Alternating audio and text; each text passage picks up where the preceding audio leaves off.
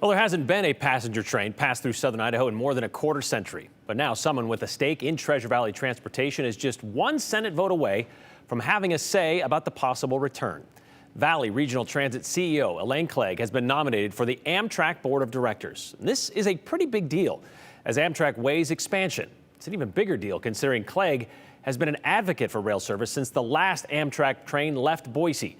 And as Joe Paris found out, the national company has never had someone from the wide open West be part of such big decisions.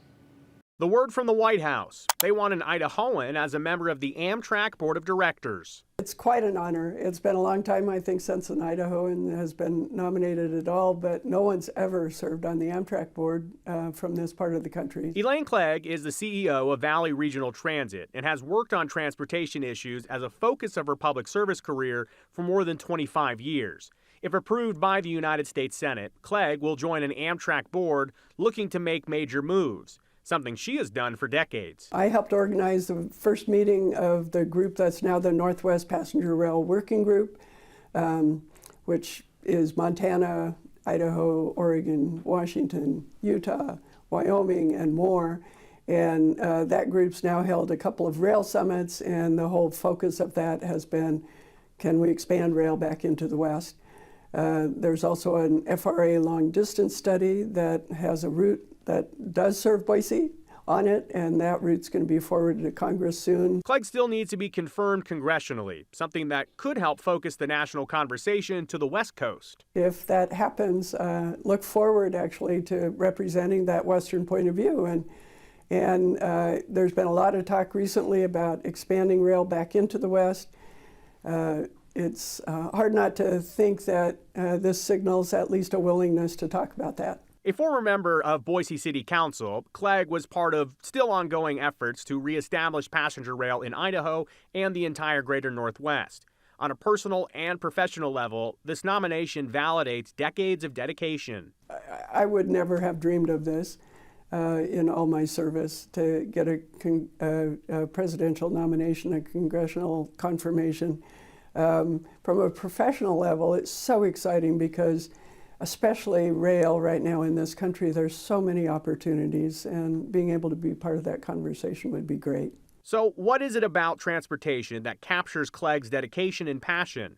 So much so that President Biden's administration says we need her help in the national conversation. Well, you know, everybody has to get around, and we've built a system in this country that makes it harder for some people than others to do that. And because of that, it means that there are some people who have easier access and more opportunity than other people. And I'm the kind of person who believes that this country was built on equal opportunity. And so for me, transportation is building equal opportunity back into our life.